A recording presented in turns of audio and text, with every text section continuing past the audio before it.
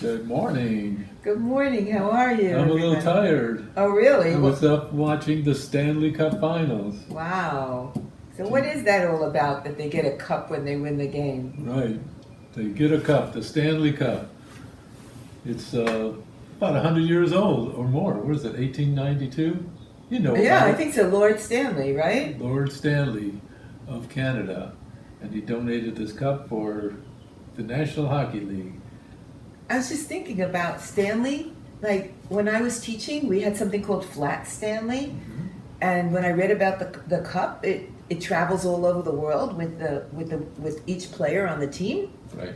So that's kind of like what we did with Flat Stanley. The kids would draw him, send him out to somebody, maybe in the military, a distant cousin or somebody, and they'd have all the little pins wherever Stanley traveled to, and then bring it back, and we'd pin it on the map of the world.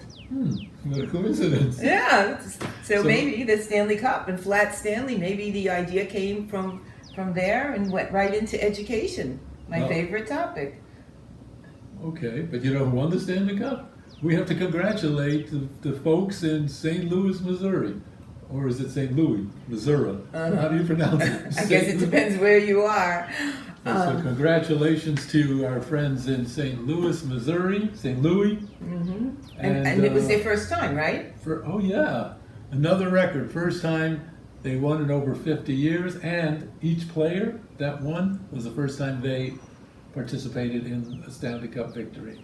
Wow, unbelievable. And they really had perseverance, by the way, because they were dead last in January, and they won it all in June. Yeah, it's kind of like the phone calls I get at GrantWatch, where people call up and say, we've applied for a grant so many times and we didn't win it. And I would just tell them, perseverance, that winning grant is just right around the corner. And sometimes they hire a grant writer and they go, well, what did I get for all my money? And I say, you got a well-written document that you can keep using and try again.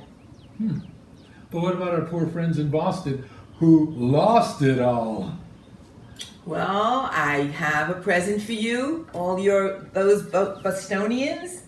From Boston, Massachusetts. Don't say that word. Hard to pronounce. Okay. Unless you're from Boston. Well, we went and we looked up some grants for you as a consolation prize. And on GrantWatch, number 177467 is Creative City Boston Artist Grants, where individual artists can work on public works. They can have a group of artists together and a lead artist. And that has an LOI, which is like a prospect, a mini proposal that is due. It's a concept paper on June 17th, 2019, so hurry up with that one. And then we found Metro Boston area, the A.C. Rachetsky Foundation grant. That is due July 1st, so hurry up with that one too. And then they have another deadline in October if you don't have time, $10,000 to $25,000 in Metro Boston. Wow. And they want small and medium-sized grant applications, so get cracking on that one. So Jake, what else did we find? Look at this, conservation. I like conservation. What are they asking for? Oh. Acquire land for conservation and outdoor recreation. You mean they're going to give you money to buy land? Yes, Wow. and for a good purpose too. And that is 172330 due July 15th. And one more, we found the Amelia Peabody Charitable Fund grant. Oh, everyone in Boston heard of Amelia Peabody. She's a great philanthropist for like many, many years. She's given out millions. And we always get these calls. Do you have a grant for capital investment? They give money for capital projects and capital purchases. So don't feel so bad. There are grants out there for you guys. Get cracking. Anything else? Oh, I think that we should just celebrate our victories. Congratulations, St. Louis.